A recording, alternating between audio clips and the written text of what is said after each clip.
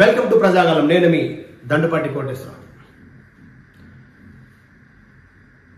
ఒక 15 ఏళ్ళు, 20 సంవత్సరాలు, 30 సంవత్సరాలు, 40 సంవత్సరాలు ఉన్న పార్టీలో ఉన్న వాళ్ళకి కాకుండా వేరే వాళ్ళకి టికెట్లు ఇస్తారు. ఎన్నో ఇబ్బందులు జరుగుతాయని చెప్తూనే ఉంటారు అందరూ, అన్ని ఛానళ్ళు. మరీ ఘోరంగా కాంగ్రెస్, బీఆర్ఎస్, బీజేపీ, టీడీపీ ఇట్లా ప్రతి పార్టీ అంతో ఎంతో ఈరోజు చెప్పుకోదగిన వైసీపీ మాత్రం చెప్పొచ్చు. ఎందుకంటే బయట వాళ్ళ వ్యక్తులకి ఈ ఎలక్షన్లో సీట్లు ఇవ్వలేదు, వాళ్ళు మార్పులు జరిగితే వాళ్ళు వేరే పార్టీకి వెళ్ళడం జరిగింది. ఎందుకు మీ దగ్గర క్యాండిడేట్లు లేరా? ఎందుకు అరువు తెచ్చుకొని ఎలక్షన్స్లోకి వెళ్ళారు? ఈ ఎంపీ ఎలక్షన్స్కి, ఎమ్మెల్యే ఎలక్షన్కి. ఎగ్జాంపుల్కి కడియం శ్రీహరి ఆయన తెలుగుదేశం పార్టీలో ఉన్నప్పుడు మాధవరెడ్డి గారు, కడియం శ్రీహరి, ఇట్లా దేవేంద్ర గౌడ్, వీళ్ళు 4-5 చాలా అంటే టీడీపీలో మంచి సెకండ్ ప్లేస్ ఉండేవారు వ్యక్తులు. ఆ రోజు కేసీఆర్ బయటకు వెళ్ళినప్పుడు వీళ్ళ వల్ల వెళ్ళారని చాలా అనుకుంటాం. అలాంటిదిలో మళ్ళీ కడియం శ్రీహరి బీఆర్ఎస్లో చేరి ఎమ్మెల్సీ తీసుకొని మంత్రిగా చేసి, ఉప ముఖ్యమంత్రిగా చేసి ఇలా జరిగినాయి. మళ్ళీ ఈరోజు కాంగ్రెస్కి వెళ్ళడం జరిగింది. కాంగ్రెస్లో టికెట్ తెచ్చుకున్నాం. కాంగ్రెస్ వాళ్ళకి అక్కడ ఎవరు లేరా అంటే భువనగిరిలో వేరే వాళ్ళు లేరా? కడియం కావేరి టికెట్ ఇవ్వడం జరిగింది.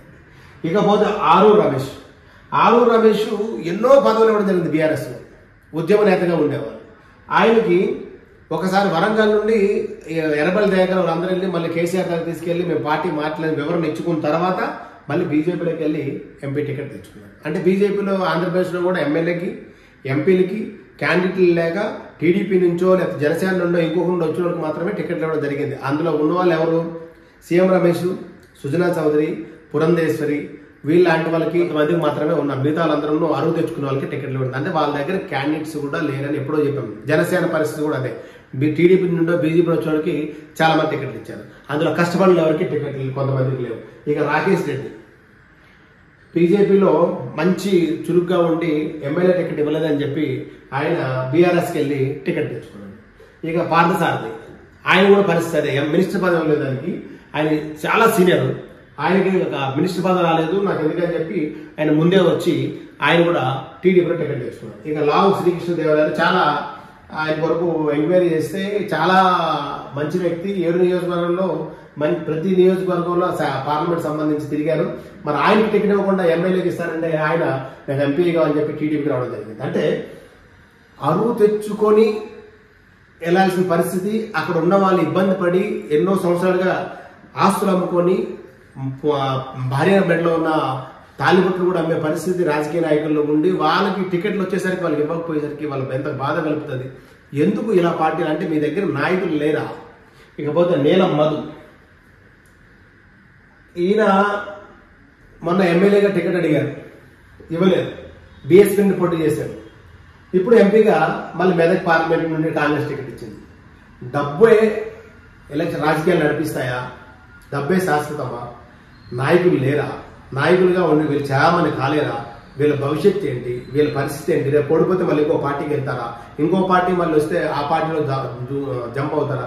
ఇలాంటి వాళ్ళకి ప్రజలు ఎప్పుడు బుద్ధి చెప్పరా? ఒకసారి బాగా ఆలోచించండి.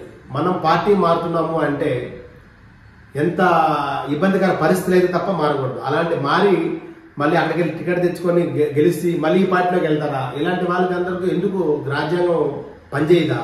ఒకసారి వీటన్నిటి మీద చర్చ జరగాలి. ఎన్నోసార్లు జరుగుతున్నాం. డిస్క్వాలిఫై చేస్తారంటారు, చెయ్యరు. వాళ్ళకి ఇంట్రెస్ట్ ఉంటే వాళ్ళ పార్టీ వాళ్ళు అయితే వేరే పార్టీకి వస్తే ఆ డిస్క్వాలిఫై దీనికి కంప్లైంట్ చేసినా సరే ఇంకొక 6 నెలలు పార్లమెంట్ అయిపోతుంది, శాసనసభ అయిపోతున్నాయి, ఇంకా దీని సమయం అప్పుడు మాత్రమే దీన్ని సస్పెండ్ చేస్తారు. ఇలాంటివన్నీ చేయకుండా కోర్టులు కూడా శాసనసభ వ్యవహారాల మీద కోర్టులు చర్యలు తీసుకోకపోయినా సరే వీటి మీద దృష్టి సారించి ఇలాంటి వ్యక్తులకి డిస్క్వాలిఫై చేసిన తర్వాత వీళ్ళు ఎప్పుడు కూడా పోటీ చేయకుండా ఉండే విధంగా చేస్తే బాగుంటుందేమో. ఒకసారి పెద్దల్లో చర్చ జరిగితే బాగుంటుందని మా ఛానల్ను కోరుకుంటున్నాం. నేను మీ దండుపాటి కోటేశ్వరరావు. అందరికీ నమస్కారం.